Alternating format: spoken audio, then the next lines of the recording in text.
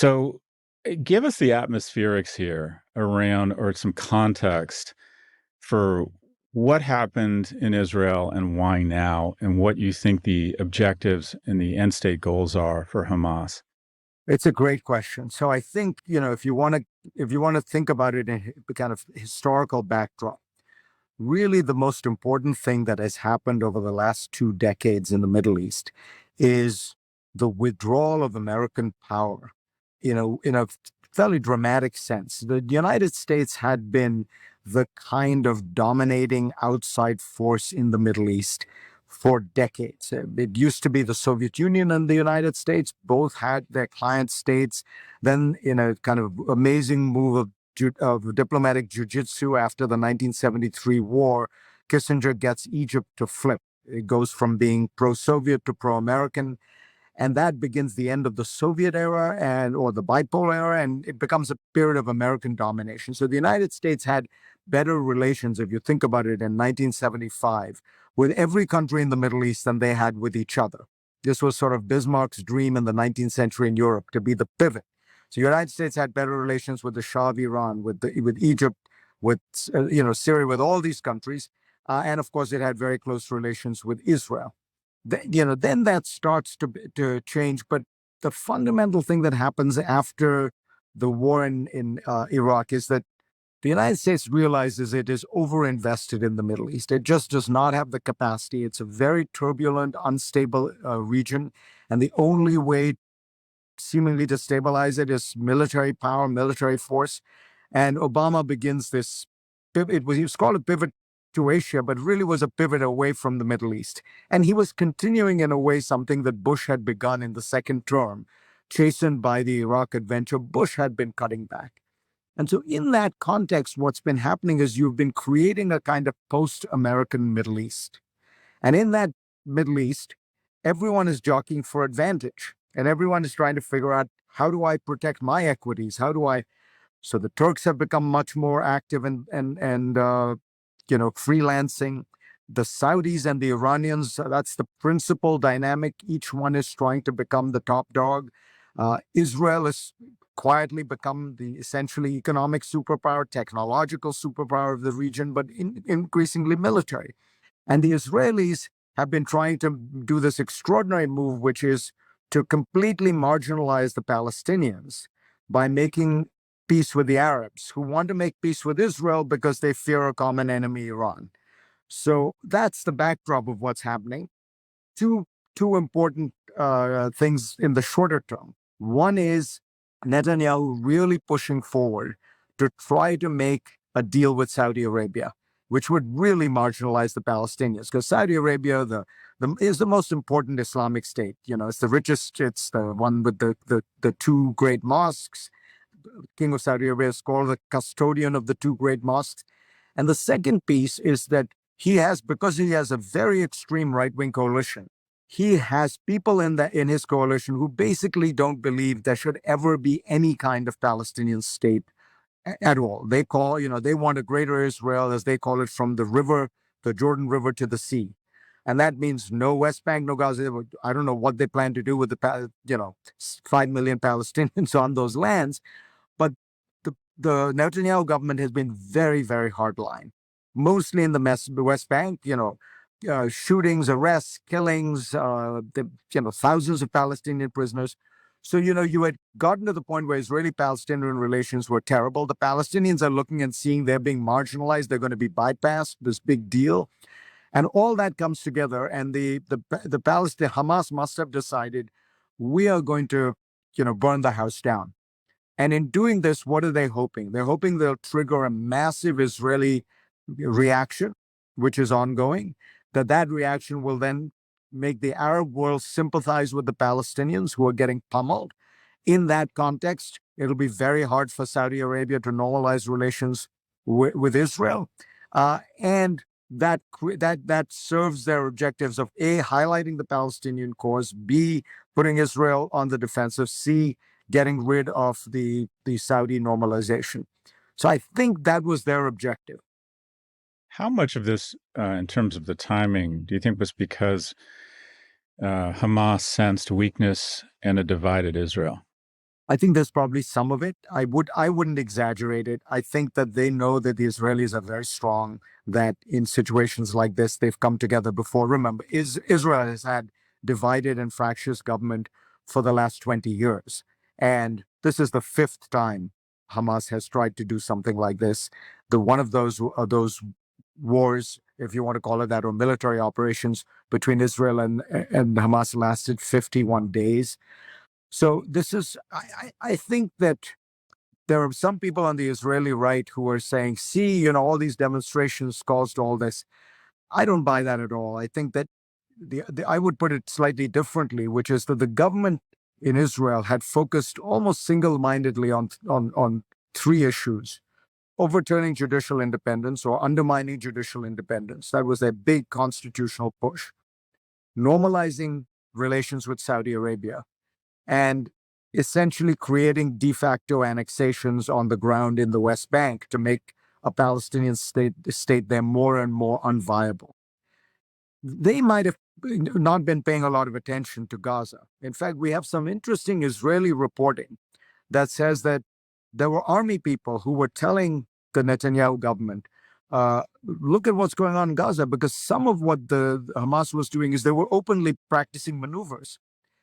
And the Netanyahu government thought this was a head fake, that they were trying to sort of fool them, and they didn't take it very seriously. I can't vouch for this, but this is being reported in places like Haaretz. So I think that some of that dynamic may be at work, but I doubt very much that it. Did Osama bin Laden look and notice that 2000 was a very fractious election and the Supreme Court decided it, and that's why he went for 9/11? I don't buy that. I think these guys know these countries are strong. What they're looking for, terrorists are always looking for the reaction. They're always trying to bait you into a massive reaction. So, if one of the objectives was to put a wedge between Riyadh and Israel, it just strikes me that, and tell me if you agree with this, that it's worked. And I'm just shocked that both Riyadh and Israel wouldn't make some noises that no, this isn't working. But it appears as if they've, to a certain extent, if this was the primary objective, they've already achieved their objectives. I think you're right, Scott. I think that at least in the short term, you notice that they're being Riyadh is being very quiet. I'll tell you this: a few weeks ago, a Saudi official explained the situation to me, and he said, and I'm paraphrasing now because it was sort of all off the record, but I think this is the way the Saudis are thinking about this. Look, we are willing to do this and we want to do this because it serves both our interests, but we have to be careful with our domestic population, particularly because the Crown Prince has been doing a lot of stuff that has been enraging the religious fundamentalists in his country. He's shut down the religious police. He's allowed, movie theaters, restaurants, desegregated every facility where women can be. Women can now drive. Women can leave the country without checking with their male guardians. All that stuff has pissed off the mullahs. He said, we can't also piss them off by completely abandoning the Palestinians. So we do need some real concessions on the Palestinian front. So he was telling me, that there's a feeling, particularly in America, in Washington, that the Saudis are, completely unconcerned. They're happy to sell the Palestinians down the river. They just want to make a deal with Israel. Now, I think there's some truth to that. That is that they are as frustrated with the Palestinian leadership as anyone who has ever dealt with the Palestinian leadership would be. They're feckless, corrupt, incompetent, but they know that they've got this issue. They don't, and they're fairly careful about how much they push forward. For example, they've been opening up all this tourism and all this, building all these hotels. They still don't allow you to drink alcohol. And I talked to a couple of Saudi friends of mine, and the point is, it's going to happen. But you push one of these things every 6 months. You don't push them all together, and you try to work with those people. So my guess, that's the dynamic here, that the Saudis are going to be very careful. But I think their national interests are driving them together. So, if as long as this doesn't completely explode, and it might, you could see this getting back on track maybe in a year. So if this is a war of perception, what was it Lincoln said that you can't win a war without public support and you can't lose one with it. And they're trying, this is a game of perception, trying to evoke sympathy based on what they feel will be an outsized overreaction. Granted, I'm seeing everything through the lens of Western media as someone who has family in Israel, as someone who sits on the board of companies of former Israeli combat veterans who that night were on planes to Israel. So I have a bias here. But it seems to me that they have vastly miscalculated, that the perception of what has gone on here I believe that empathy towards Palestine or the Palestinian cause across America and the West had somewhat increased steadily over the last 20 years, and that the perception was negative or increasingly less positive towards Israel. And I feel like the actions of the last 3 or 4 days have totally reversed that. Have I misread this situation? I tend to think you're right. I guess I would say I hope you're right in the sense that I think this kind of brutal, savage, barbarous terrorism really has no place. You can sympathize with the legitimate grievances of Palestinians. You can sympathize with the Palestinian cause, but it seems to me nothing justifies this kind of terrorism and the barbarism with which they did it. That music festival, dragging women, raping, taking children, all that I think will produce the kind of reaction you're describing. Now, it is worth saying, though, that that is not how it's being portrayed, particularly in the Arab world. I've taken pains to try to, to the extent I can, watch and read stuff that is more available and gives you a sense of what's going on outside. In there was some initial shock at just the brutality, but now, increasingly, what is happening, and this is what I was sort of saying, now what is happening is there is the focus on every building that's being bombed in Gaza, every family that's being dispossessed, the women and children in the rubble. And, my guess is you're going to end up with a very disproportionate body count at the end of all this. Because right now, yeah, you have 900 Israelis killed and several hundred Palestinians.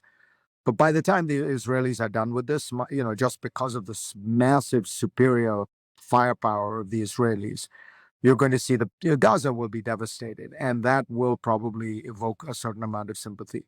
So I think remains to be seen. It partly depends on what the Israelis do, and I hope the Israelis think about that issue, because they bombed Gaza a lot over the last 20 years. It's not clear to me that that strategy works. I would think more about creating a buffer zone, essentially annexing a kilometer or so of land so that you make the border impregnable.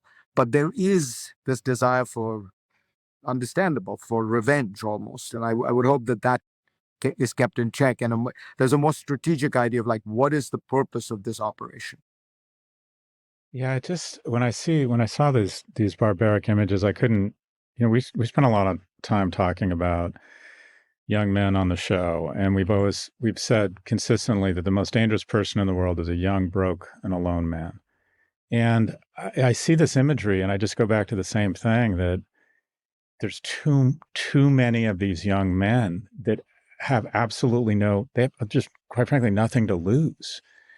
And have there been any ideas or opportunities to address longer term? I mean, I don't care if it's migrants flooding the U.S. border. It all seems to reverse engineer to an absence of opportunity across young people, which, and I need to say this, in no way excuses what has happened. But do you think some sort of long term solution? What is it? Is it economic aid? Is it their own governance rights? Like if Israel says we can't have this again, and we need a buffer zone, and maybe some retribution that teaches people the algebra of deterrence, or a pretty difficult lesson, there's going to also have to be a long-term sort of economic solution. Because you're right, there's 5 million people we got to deal with. Has there been any leadership around this issue, or any model for what we might want to implement here? So first, I want to underscore the point you're making, which is, there are 2.2 million people in Gaza. It's the most densely populated part of the world. 50% of those are children. 50% of those are children. Youth unemployment in Gaza is over 60%, by some accounts, 70%. 75% of the people in Gaza lack access to drinking water. 60% live under poverty and, below the poverty line. So it's a pretty miserable place. The Secretary General of the UN visited it and he described it last year as hell on earth. So, it's an interesting question of how much worse can you make Gaza? And again, absolutely, and it's important. Now I'm talking about the people of Gaza. That Hamas is a terrible, tyrannical, terrorist organization. So it's even worse for them. To the extent they have any governance, it's governance through this very tyrannical, radical, and corrupt organization, Hamas. The problem is, I think, Scott, that you put your finger on how to think about this, but what these people want more than anything else, as far as I can tell, is political rights and dignity. And the Israelis have been very willing to give them a lot of other stuff, economic rights, development aid. The world has been willing to give them that. But it's almost as if we're trying to kind of obfuscate or get around the central problem, which is what they want is a state. And the Israelis, to be fair, have tried to go down that path as well. Not so much this government, but Ehud Barak, you remember 2000, Bill Clinton came tantalizingly close to a Palestinian state. They had agreed on all the parameters, both sides. And then Yasser Arafat pulls out the last minute. Ehud Olmert, another Israeli prime minister, offered a version of that deal again to Abbas, the current Palestinian Authority leader. He turned it down. So the Palestinians, I have a lot of sympathy for the Palestinians.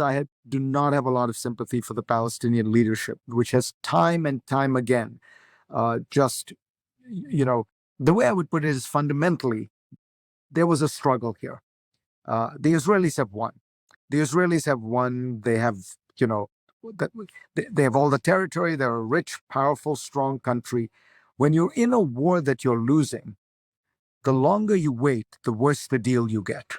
And the Palestinians have kept, if you think about it, the deal they were offered in 47, 48, the partition was half of that British Mandate land. They said no. The Israelis take more. Then 67 war happens. The Israelis take more. Now the settlement activity is taking place. The Israelis are. So what the deal that Clinton offered, that Barak and the Palestinians, is way better than anything they could dream of getting today. Because in a war, when you're losing, the longer you wait, the worse the deal gets. And the leadership doesn't want to own up to its people that, the dream of a loaf is gone. We have a half loaf. And if we keep pissing around, it's going to be 40% of the loaf. And then it'll be 30% of the loaf. And they just, Palestinian leadership has a lot to answer for, in my view.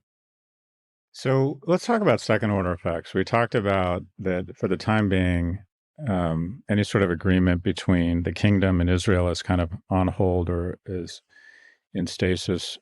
What does this do for U.S.-Israeli relations, U.S.-Iranian relations? What does it mean for the invasion of Russia's invasion of Ukraine? What are the as we get away from the blast zone here, what do you see as the long-term geopolitical impacts across Europe, Middle East, and U.S. relations with these different entities? So I think in the region, what you see is the reality of a post-American Middle East. It's very messy. Everyone is trying to gain a jockey for advantage. You're going to see more violence. You're going to see more groups that try to take advantage of the fact that there is this level of instability. I think with the Iranians, the interesting question is how much do they want to? That's the crucial question here, because the other ones, the Turks are trying to establish themselves a bit in Syria. The Israelis, of course, have largely been trying to do it through technology and that kind of thing and build up a big deterrent force. The Saudis are trying to do it with money. The Iranians have tended to try to extend their influence politically and militarily through militias in Lebanon, in Yemen, in Syria, in Iraq. And so will the Iranians really try to play a game here? I think everyone, the Iranians are a malicious force, don't get me wrong, but they seem to be searching for a way out, partly because they have these crippling sanctions on them. What's the evidence of this? The biggest evidence of this is the Saudi-Iranian normalization, the rapprochement. Right, that was a big deal. You remember it happened last year. The Chinese brokered it. That seems to me they would jeopardize all that if they were to go really take advantage of this.